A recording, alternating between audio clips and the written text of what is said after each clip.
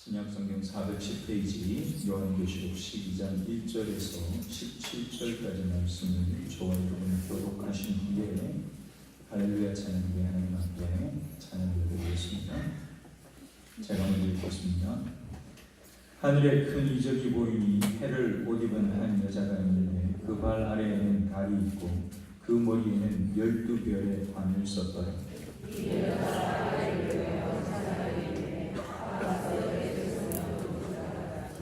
하늘에 또 다른 이적이 보이니 보라 한 큰 붉은 용이 있어 머리가 7이요 뿔이 10이라 그 여러 머리에 7 왕관이 있는데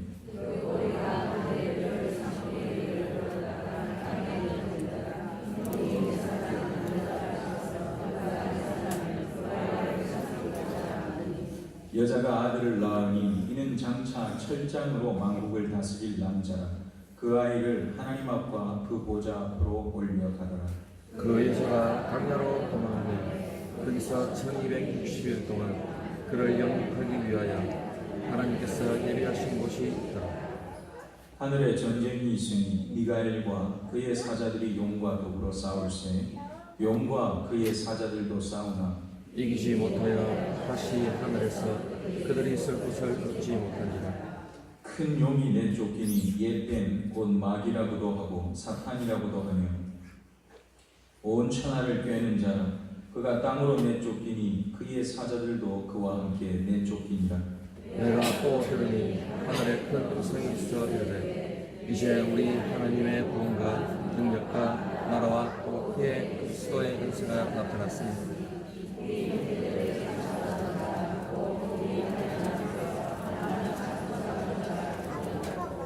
또 우리 형제들이 어린 양의 피와 자기들이 증언하는 말씀으로써 그를 이겼으니 그들은 죽기까지 자기들의 생명을 아끼지 아니하였도다. 그러므로 하늘과 그 가운데에 거하는 자들은 즐거워하라.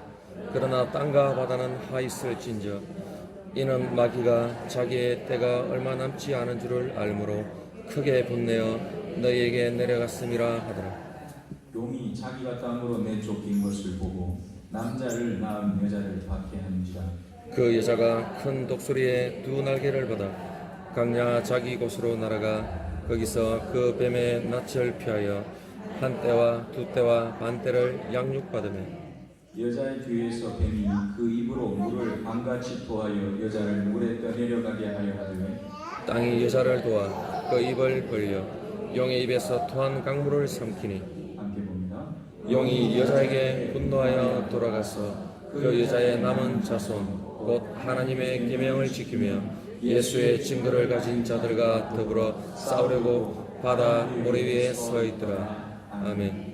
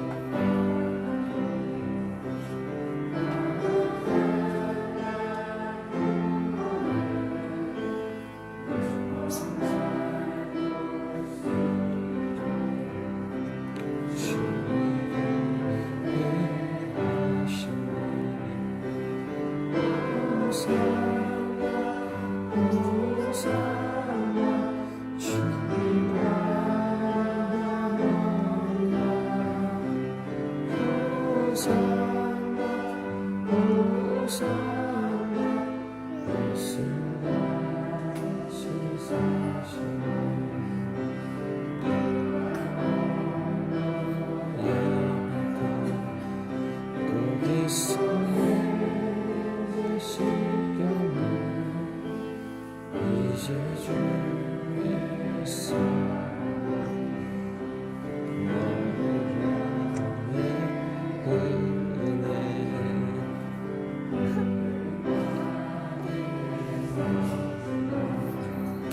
나는 계셨도록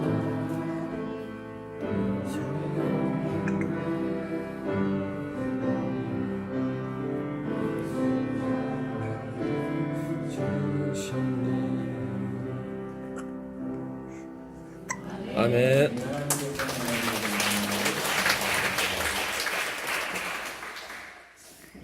우리 청년들은 다 전인이고 할렐루야 신발을 하면 좋겠어요. 찬성이나 들으고 교정도 들어고 하니까 생각해가지고 선생님 우리 밑에 앉아있는 청년들도 다음 주부터는 같이 하면 좋겠습니다. 인류 역사의 가장 오래된 싸움 중에 하나는 뭐냐면 무엇을 본질로 부정할 거냐 하는 싸움입니다. 그 무슨 말이냐? 보이는 걸 본질로 얘기할 거냐 아니면 보이지 않는 것을 본질이라고 얘기할 거냐, 그 싸움이 인간이 생기고 난 다음에 생각이라는 걸 하면서부터 끊임없이 생겨났던 싸움입니다. 보이지 않는 가치, 보이지 않는 것, 그걸 더 중요하게 더 본질적으로 인정할 수 있다고 하는 것은 성경이 우리에게 얘기하는 영원한 것에 대한 관점, 그거 우리가 가지고 있다는 얘기입니다. 눈에 보이는 것만을 기준으로 모든 가치 판단의 척도를 삼는다고 하는 것은 퇴행하는 거예요. 퇴행. 어떻게 퇴행하느냐? 제가 요즘 우리가 과학이 할수록 발전하잖아요. 우주가 얼마나 큰지, 얼마나 넓은지, 또는 사람의 병, 물론 이제 고칠 수 있는 게, 고칠 수 없는 게 더 많기는 합니다만, 그런 걸 발견해내고 여러 가지 많은 과학적인 발전이 계속 있는데, 그 중에서 특별히 천재라고 얘기하는 사람들, 많은 천재라고 얘기하는 사람들이 그 과학의 발전의 정점에 서서 우리 사람에 대해서, 인간에 대해서 전혀 다른 얘기를 합니다. 어떻게 얘기를 하느냐? 우리 인간은 우연히 생겨난 존재라는 겁니다. 우리 인간은 동물에 가까운 존재라는 겁니다. 결국은 인간의 가치를 더 고양시키고 높이는 게 아니라 인간의 가치를 과학이 발전하면 발전할수록 점점 더 밑으로 내려붙는 그 이상한 일들이 일어나고 있습니다. 실제로는 동성애가 그 중에 대표적인 일이고, 또 우리 인간 중심의 사고방식, 문화가 만들어내는 모든 흐름이 실제로는 우리를 그런 길로 안내를 하고 있습니다. 근데 오늘 우리가 읽은 본문의 얘기는 어디의 얘기냐 하면 보이지 않는 세계, 하늘에 대한 얘기입니다. 눈에 보이지 않는, 그러나 실제로 그렇게 진행되었고 또 감추어져 있는 하늘 이야기를 보고 들으면서 저와 여러분이 우주에 떠다니는, 이 공중에 떠다니는 먼지 같은 존재가 아니라 반드시 우리가 존재하는 이유가 있는, 내가 이 땅에 있는 존재하는 그 이유가 있는, 가치 있는 하나님의 최고의 걸작품이라고 하는 그 사실을 알고 이 땅을 사는 복을 누리시기를 축복합니다.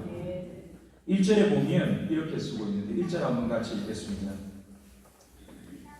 1절 같이 읽겠습니다. 시작. 하늘에 큰 이적이 보이니 해를 옷 입은 한 여자가 있는데 그 발 아래에는 발이 있고 그 머리에는 12별의 관을 썼더라. 여기 보니까 하늘에 큰 이적이 보인다고 했는데, 이 하늘에 보이는 이적은 미래에 일어날 일을 얘기하는 게 아닙니다. 오늘 본문을 잘 읽어보시면 알겠지만 이미 일어났던 일을 하늘에 전혀 다른 상징적인 어떤 모양으로 다시 우리에게 보여주고 있습니다. 그래서 이걸 보고 이런 생각을 한번 해봤습니다. 과거를 안다고 하는 것, 여러분 우리가 역사를 배우는 이유가 뭡니까? 우리의 정체성을 분명히 하는 거고, 과거를 알아야 그 과거 위에 지금 우리가 어떤 자리 위에 서 있는지를 분명히 알 거고, 그래야지만 우리가 달려갈 길이, 미래가 분명하게 보입니다. 지금 오늘 이 장면도 마찬가지입니다. 하나님께서 이루어내신 구원 역사가 어떤 거였는지 하는 그 과거를 제대로 아는 것, 그게 굉장히 중요하다는 얘기입니다. 첫 번째 이적에 보니까 그 이적이 어떤 여자가 등장하는가 하면 해를 옷 입은 여자가 등장합니다. 해를 옷 입은 여자, 어떤 여자일까요? 이 여자가 어떤 여자냐 하는 걸 우리가 어떤 걸 통해서 확인하시면 본문 5절을 한번 보시기 바랍니다. 이 여자가 애를 낳았는데 이 애가 누군지를 보면 이 여자가 누군지를 알 수 있습니다. 5절 같이 읽겠습니다. 시작. 여자가 아들을 낳으니 이는 장차 철장으로 만국을 다스릴 남자라. 그 아이를 하나님 앞과 그 보좌 앞으로 올려가더라. 아멘. 여기 보니까 철장으로 만국을 다스릴 남자, 누구를 얘기하는 겁니까? 다른 데 안 찾아봐도 알겠죠. 시편 27편에 보면, 시편 2편 9절에 보면 이렇게 쓴 장면이 나옵니다. 하나님 아들에게 철장 권세를 주시면 그가 이방 나라를 깨뜨리게 한다. 그런 장면이 나옵니다. 그러니까 그 철장 권세를 받은 사람은 다른 사람은 없습니다. 오직 한 분 예수 그리스도, 그분만이 철장의 권세를 받은 분이라는 겁니다. 그러면 다시 1절로 돌아가면 이 애를 낳은 여자는 실제로 역사 인물의 누구라는 얘기입니까?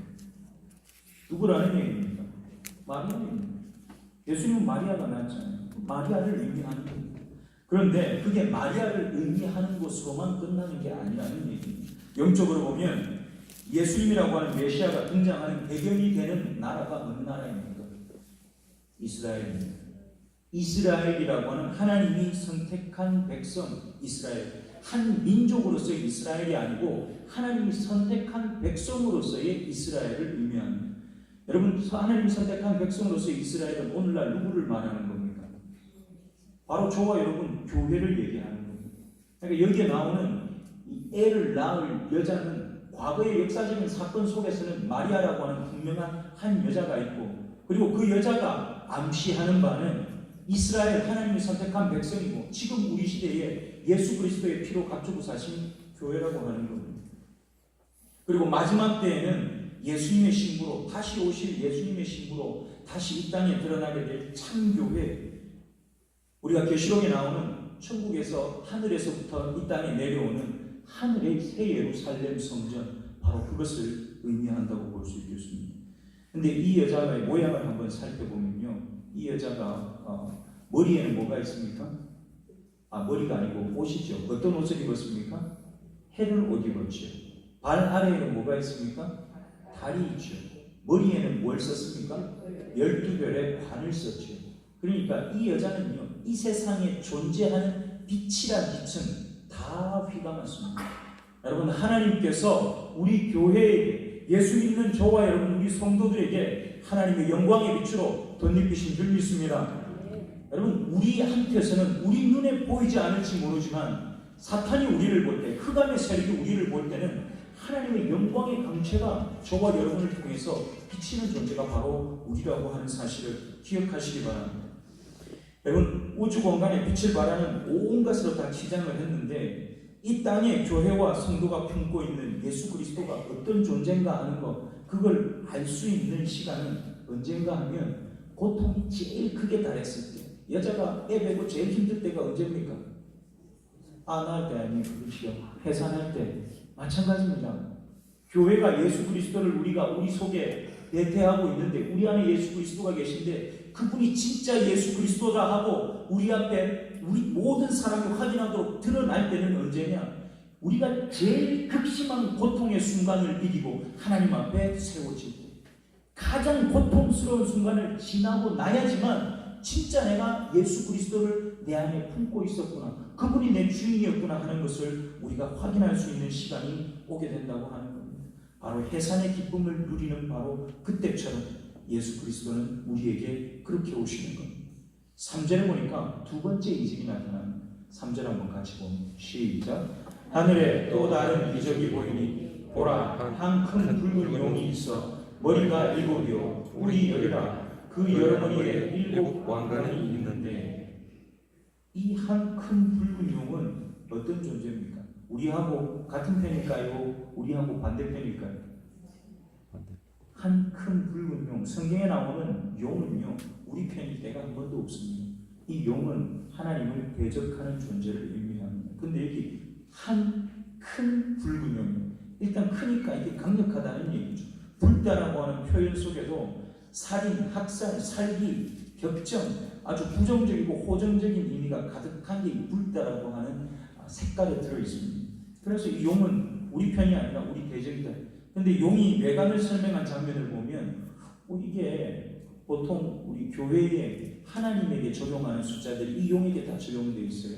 머리가 몇 개예요? 7개. 뿔이 몇 개입니까? 그 여러 머리에 몇 개의 왕관이 있어요? 7왕관이.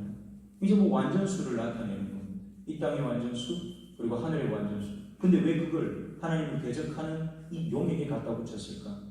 그 용이 완벽하다는 얘기가 아닙니다. 이 숫자를 거기에 사용한 이유는 그 용이 그만큼 강력하다는 얘기입니다. 그냥 쉽게 보고 그냥 코웃음 치고 그냥 쉽게 싸움할 수 있는 존재가 아니라 목숨을 걸고 싸워야 겨우 이길까 말까 한 그런 강력한 존재가 이 붉은 용이라고 하는 겁니다.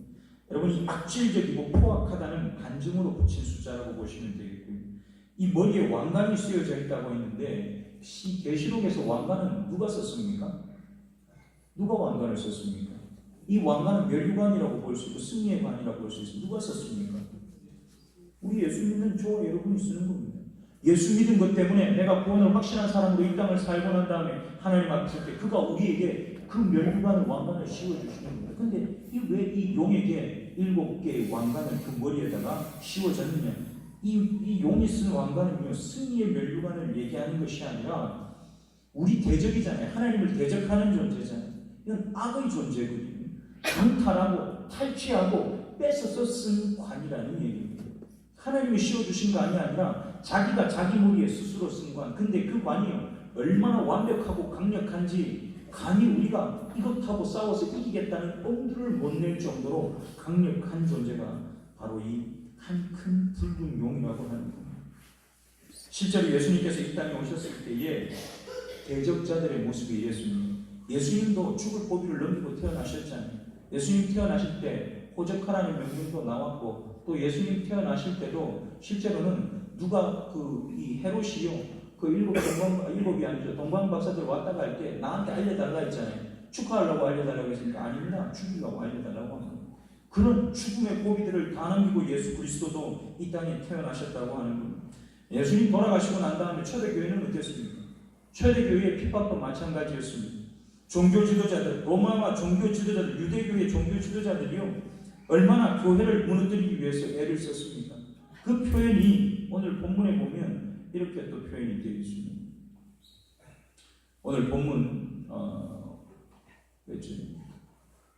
4절을 한번 보시기 바랍니다. 4절 같이 읽겠습니다. 4절입니다. 시작. 그 꼬리가 하늘의 별 3분의 1을 끌어다가 땅에 던지더라. 용이 해산하려는 여자 앞에서 그가 해산하면 그 알을 삼키고자 하더니.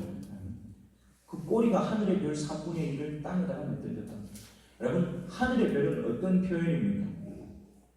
하늘의 별은 진짜 하늘의 별을 쓸어다가 땅에 던졌다. 물론 그렇게 볼 수도 있겠죠.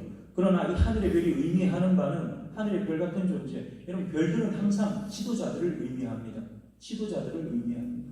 이 지도자는 그냥 지도자가 아니라 교회를 편들어주고 예수 그리스도를 편들어주고 그 옆에서 도울 수 있는 사람들. 그런데 그 사람들 전체를 다 없애버린 게 아니라 얼마예요? 3분의 1.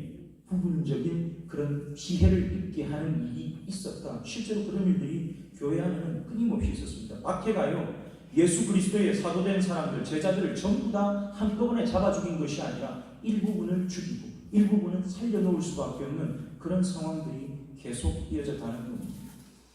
하나님을 대적하는 사람들은 구원의 역사가 일어나는 싹을 자르기 위해서 온갖 수단과 방법을 다 총동원합니다. 이것은 예수님이 태어날 때 경험했던 역사이고, 실제로 모세가 태어날 때도 똑같은 일이 있었습니다. 그렇죠? 모세가 태어날 때 어떤 일이 있었습니까? 애굽의 바로왕이 이스라엘 히브리 노예들이 너무 많이 늘어나니까 야, 남자애들은 다 죽이고 여자애들은 살려라, 그렇게 했죠.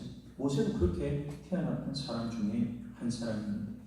하나님의 구원 역사는 늘 이렇게 진행됩니다. 위기가 있고 역경이 있고 고난이 있고 이게 이래가지고 일이 되겠나 싶은데 그 역사가요, 이게 계속 굴러가는 수레바퀴가 멈추지를 않습니다. 계속 굴러갑니다. 그 역경을 뚫고 멈추지 않고 묵묵히 준비된 길을 걸어가는 것. 이게 하나님이 만들어내는 구원 역사라고 하는 겁니다. 결국 그 아이는 태어나고 만국을 다스릴 권세를 얻게 되고 하나님 앞에까지 올려집니다. 그런데 그 엄마는 어떻게 됩니까? 엄마는 어떻게 됐습니까? 도망자 신세가 됩니다.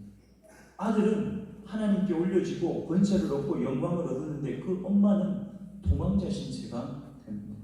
여러분, 이 땅에서 우리 하나님의 백성들이 사는 삶의 모양이 그렇습니다. 분명히 예수 그리스도께서 우리에게 모든 권세를, 내 권세가 네 거다, 내 이름으로 구하기만 해라, 내가 다 들어줄게, 마치 내가 이 온 세상의 권세를 다 가지고 누구하고 싸워도 안 지고 이겨낼 것 같은 그런 사람이라고 나한테 얘기하셨는데, 내가 사는 모양을 보니까 늘 핍박받고 구박당하고 수치스러운 일이, 내가 예수 믿는 것 때문에 막 길이 열려지는 게 아니라 끊임없이 내 앞을 가로막는 일이 일어나는 삶을 살고, 그게 예수님이 올라가시고 난 다음에 교회에게 당했던 삶이고 초대교회가 당했던 삶이고 지금 저와 여러분이 살면서 당하는 똑같은 신앙의 모습이라고 하는 겁니다. 그런데 그게 죽을스러운 모습이면 그렇지 않다는 거예요.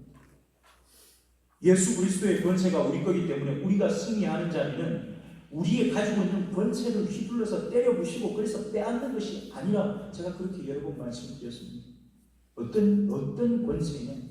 예수 그리스도의 이름을 의지하고 세상이 말하는 그 유혹 앞에 무릎 꿇지 않는 승리, 바로 그 권세, 그게 저와 여러분들 것인 줄 믿습니다. 우리를 끊임없이 죽이려 하는 이유는 우리가 무릎 꿇지 않기 때문에 그렇습니다. 무릎 꿇으면 죽일 이유가 없습니다. 무릎 꿇으면 받아줍니다. 여러분, 저와 여러분은 무릎 꿇지 않고 끊임없이 우리를 향해서 달려드는 세상과 싸워서 이겨내는 복된 존재들이 되시기를 축복합니다. 6절에 보니까 그 고난과 어려운 일이 얼마나 지속되느냐, 6절에 이렇게 썼습니다. 같이 보면 시작. 그 여자가 광야로 도망하며 거기서 1260일 동안 그를 양육하기 위하여 하나님께서 예비한 곳이 있더라. 아멘. 1260일이 또 나왔습니다. 언제 나왔습니까? 아까 11장에서 나왔습니다. 1260일. 제가 1260일을 뭐라고 설명드렸는가 하면 1260일은 달로 바꾸면 42달입니다. 42달 1260일. 이거하고 비슷한 표현이 한때, 두때, 반때입니다. 또 비슷한 표현이 3년 반, 3년 6개월입니다. 이게 뭘 의미하는가 하면 제한된 시간을 의미합니다. 그게 1999년 몇 월 며칠, 그날부터 언제까지다, 그렇게 말씀하지 않습니다. 뭐라고 얘기하느냐? 그냥 한때, 두때, 반때, 1260일 그렇게 말씀하십니다. 하나님이 정한 제한된 기간이 있지만 그때가 언제일지를 정확하게 특정해서 말씀해 주시지는 않는 겁니다. 모든 일에는 하나님의 정한 때가 있는 줄 믿습니다. 우리가 이 땅에서 당하는 고난도 누군가가 하나님께 사명을 받아서 그걸 감당하는 시간도 정해진 기간이 있다는 겁니다. 내 하고 싶은 대로, 내 마음대로 하나님 저 할 수 있어요, 손만 들면 그래 네가 다 해라 시켜주시는 게 아니라 그 말입니다. 하나님이 정한 그 기간 안에 내게 맡기신 사명을 내가 감당할 수 있다. 그래서 성경이 세월을 아끼라고 얘기하는 겁니다. 네 마음대로, 네가 생각한 대로 네가 할 수 있다고 생각한 만큼 할 수 있는 게 아니라 하나님이 주신 그 기간 안에서만, 하나님이 주신 능력 안에서만 할 수 있는 일들이 우리가 신앙으로 사는 삶의 모습입니다. 하나님께서 예비하신 곳이 있다고 그렇게 얘기를 하는데, 이 여자가 도망간 곳이 하나님이 예비한 곳입니다. 근데 이곳은 어떤 곳이냐? 오늘 본문에 보니까 그 여자가 도망간 곳이 6절에 어디로 도망갔습니까? 광야로 도망갔습니다. 그러니까 하나님이 저와 여러분을 위해서 준비하시는데, 준비가요, 저 푸른 초원 위에 거기가 아닙니다. 어디로 준비하셨다고요? 광야를 준비하셨다. 이스라엘이 애국을 나왔을 때에 어쩌면 그 꿈을 꿨을지 모릅니다. 저 푸른 초원 위에 구름 같은 집을 짓고 사랑하는 우리님과 랄랄룰루 행복하게 살 그 꿈을 꿨을지 모릅니다. 그런데 그들 앞에 준비된 건 뭐였습니까? 광야였습니다. 여러분, 예수 믿는 저와 여러분은 하나님께서 우리를 위해서 준비한 것, 이 땅을 살아가면서 준비한 것, 어떤 걸 기대하십니까? 생각한 대로 길이 빵빵 뚫어지고 생각한 대로 모든 일이 내 마음대로 되고 기도만 하면 다 들어주신다. 하나님이 언제 우리한테 그런 식으로 얘기하시고, 성경을 한번 뒤져보십시오. 그렇게 산 사람이 누가 있는가? 단 한 사람도 없습니다. 근데 왜 우리는 그런 꿈을 꾸고 삽니까? 저는 이해할 수가 없습니다. 여러분, 우리가 살면서 당하는 어려움과 고통스러운 그 자리들은 하나님이 저와 여러분의 훈련과 우리가 감당해야 될 사명을 위해서 준비한, 하나님이 준비하신 곳인 줄 믿으시기 바랍니다. 가장 힘들 때 제대로 훈련받는 그 훈련의 기간이 되고 그 훈련의 장소가 되는 겁니다. 그 다음에 이어지는 장면이 뭐냐? 오늘 본문 7절에 보니까 뭐가 있습니까? 하늘에서 전쟁이 있습니다. 제가 오늘 제목을 하늘의 전쟁이라고 잡았습니다. 여러분, 하늘에서 전쟁이 일어나는데요, 그 전쟁은 이 땅하고 상관없는 천상하고는 다른 전쟁이 아닙니다. 하늘의 전쟁은 똑같이 이 땅에서도 있는 전쟁입니다. 이 땅에서 우리가 믿음의 싸움을 하는 그 전쟁은 똑같이 하늘에서도 이루어지는 전쟁입니다. 여러분, 그래서 우리가 그 전쟁 때문에 내가 지겠냐, 내가 이 전쟁에 어떻게 할까 두려워할 이유가 없는 것이, 그 전쟁은 이미 예수 그리스도께서 승리한 전쟁인 줄 믿습니다. 이미 하늘에서 승리한 전쟁을 저와 여러분은 이 땅에서 그냥 따라가기만 하면 되는 겁니다. 내가 얼마나 고통스럽냐, 그건 이기느냐 지느냐의 문제와 상관없는 일입니다. 고통스럽더라도 견뎌내는 그 사람이 승리하게 될 줄 믿습니다. 오늘 이 전쟁을 보니까 이 전쟁에 나오는 용의 정체를 9절에서 이렇게 얘기를 합니다. 9절 한번 같이 보겠습니다. 9절 시작.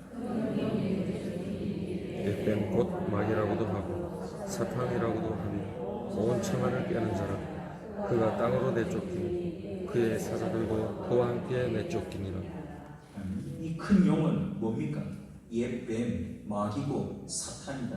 이건 온 세상을 유혹하고 꿰는 자다. 그게 바로 사탄입니다. 여러분, 사탄의 공격이 칼을 들고 와서 우리 목에 대고 너 예수 믿으면 죽인다. 여러분, 그렇게 해서 죽은 사람들이 참 많습니다. 오히려 그건 쉬운 일일 수 있습니다. 그런데 이 세상에 온갖 좋은 걸 갖고 와서 내 눈을 유혹하고 내 마음을 유혹하고 여러분 내 귀를 유혹할 때 그걸 이겨낼 수 있는 사람이 그렇게 많지 않다는 거죠. 우리는 그 유혹을 쉬운 유혹, 달콤한 유혹이라고 얘기하지만 성경에 오늘 이 전쟁의 장면을 보면 달콤한 유혹이 아니라 피비린내 나는 전쟁 상황입니다. 피비린내 나는 전쟁 상황. 여러분, 칼을 들고 서로 찔러주기야 여러분 그게 피비린내 나는 전쟁이라고 생각하면 큰 오산입니다. 영적인 전쟁은 유혹과 그 유혹을 이기는 진짜 싸움입니다. 우리가 말씀을 듣고 제대로 신앙생활을 하고 살아야 되는 이유가 거기에 있는 겁니다. 오늘 본문에 보면 천사장 미가엘이 나오는데 이 미가엘은 천군의 군사령관이라고도 볼 수 있습니다. 오늘 보니까 싸움을 이제 앞에서 끌어가자는 사령관이죠. 이 미가엘이 싸움한 그 싸움이 어떤 싸움이냐, 그냥 머릿속으로 이게 뭘까 고민하면 답이 안 나와요. 근데 성경 속에 실제로 답이 있습니다. 오늘 그 싸움을 보고 난 다음에 10절에 보면 하늘에서 음성이 들려옵니다. 그 음성은 그 싸움을 그 싸움이 어떤 싸움이야 하는 걸 설명하는 거예요. 10절부터 12절까지를 같이 한번 큰 소리로 읽습니다. 10절부터 12절까지입니다. 시작. 내가 또 들으니 하늘에 큰 음성이 있어 이르되 이제 우리 하나님의 구원과 능력과 나라와 또 그의 그리스도의 권세가 나타났으니 우리 형제들을 참소하던 자 곧 우리 하나님 앞에서 밤낮 참소하던 자가 쫓겨났고 또 우리 형제들이 어린 양의 피와 자기들이 증언하는 말씀으로써 그를 이겼으니 그들은 죽기까지 자기들의 생명을 아끼지 아니하였도다. 그러므로 하늘과 그 가운데 거하는 자들은 즐거워하나 그러나 땅과 바다는 화 있을지니라. 이는 마귀가 자기의 때가 얼마 남지 않은 줄을 알고 크게 분하여 너희에게 내려갔습니다 하더라. 아멘. 여기 보면 10절에 얘기하고 있는 이 얘기가 무슨 얘기일까요? 여러분, 하나님의 구원과 능력과 나라와 그의 그리스도의 권세가 나타난 사건이 뭐였습니까? 뭐였습니까? 예수 그리스도의 십자가 사건입니다. 예수 그리스도가 십자가를 지시고 하나님의 영광을 드러내며 그 위에서 돌아가신 사건 때문에 하나님의 영광이 드러나고 하나님의 나라가 우리의 것이 되고 그의 권세가, 하나님의 권세가 그리스도에게 주어지는, 그가 진짜 이 세상의 주인으로 드러나는 놀라운 사건이 바로 십자가의 사건이었습니다. 제가 처음 시작할 때 말씀드렸습니다. 이 지금 하늘에 보여지는 환상은 미래의 사건을 얘기하는 것이 아니라 이미 있었던 과거의 일을 다시 보여주는 거라 제가 말씀을 드렸습니다. 바로 이 얘기입니다. 예수 그리스도의 그 십자가 사건을 통해서 오늘 우리가 그 승리를 얻게 되었다. 그런데요, 12절 끝에 가니까 뭐가 나옵니까? 하늘은 즐거워하는데 그러나 땅과 바다는 화가 있는데 왜 그러냐? 마귀가 자기의 때가 얼마 남지 않은 줄을 알므로 크게 분내어 너희에게 내려갔기 때문이라 그렇게 얘기합니다. 여러분, 사탄은 하늘에서 쫓겨났습니다. 더 이상 하늘에서는 걔하고 싸울 이유도 없습니다. 왜냐하면 예수 그리스도가 승리의 관을 가지고 권세를 가지고 그곳에 머물러 계시기 때문에 그렇습니다. 그는 겨우 이 땅에서 예수 믿는 저와 여러분을 유혹하고 믿지 않는 자들을 지 손에 잡고 마치 지가 왕인 것처럼 뒤흔드는 그것 이외에는 아무것도 할 수 없는 그런 존재로 전락해버린 겁니다. 그런데 이 땅에서 믿음의 삶을 살아야 하는 저와 여러분에게는 뭐가 남아있느냐? 큰 환난의 날이 남아있다. 이 땅을 사는 게 믿음의 싸움을 한다고 하는 것이 그냥 이 땅에 소품 가방 메고 와가지고 야 재밌게 지나다 가자 그렇게 갈 수 있는 게 아닙니다. 그렇게 갈 수 있는 게 아니에요. 많은 분들이 편하게 그냥 좀 마음 편하게 그냥 스트레스 받지 말고 행복하게 그렇게 얘기를 하는데 여러분 신앙생활이요 마음에 스트레스 안 받고 행복하게 별 생각 없이 그렇게 할 수 있는 게 아닙니다. 그렇게 할 수 있는 게 아니에요. 물론 내일 인상 쓰고 죽을 쌍을 쓰고 네가 죽나 내가 죽나 한번 해보자 그렇게 하고 사는 것도 물론 아닙니다. 신앙생활은 예수 그리스도의 말씀 앞에 그의 십자가 앞에서 여러분 긴장하고 깨어있는 삶을 사는 겁니다. 절대로 랄라룰루 널브러져가지고 그냥 내일 편안하게 그건 신앙생활이 될 수가 없는 겁니다. 제가 신앙생활은 그래서 전쟁이라고 얘기를 드립니다. 영적인 전쟁입니다. 용이 여자가 낳은 아이를 삼키려는 시대가 실패했기 때문에 이번에는 누구를 구박하느냐 하면 그 아이를 낳은 여자를 탁가를 합니다. 오늘 본문 어디에 그걸 써놨습니까? 13절에 보면 그렇게 썼죠. 13절 한번 같이 보면 시작. 용이 자기가 땅으로 내쫓긴 것을 보고 남자를 낳은 여자를 박해하는지라. 이게 사실이잖아요. 하늘에서 용이 실제로 그렇게 하는 장면을 사도 요한이 본 겁니다. 봤는데 그 본 장면은 실제로 이 땅에서 어떻게 일어났느냐. 예수 그리스도를 배폐하고 그를 하늘로 올려보내고 난 다음에 이 땅에 남아있는 예수 믿었던 사람들, 교회의 삶이 구박받는 삶, 박해받는 삶, 끊임없이 쫓겨다니는 삶을 살게 되는 겁니다. 이건 과거에만 그랬던 게 아니라 현재도 그렇고 앞으로도 그럴 겁니다. 앞으로 가면 갈수록 그 어려움은 점점 더 강해질 거라. 지금 그 얘기를 저와 여러분이 요한계시록을 통해서 보고 있는 겁니다. 그런데요, 하나님께서 그냥 박해받고 너무 고통스럽고 힘들게 그냥 이대로 살다 죽겠구나 그렇게 내버려 두시지는 않습니다. 14절에 이렇게 얘기를 합니다. 한 번 더 봅니다. 14절 시작.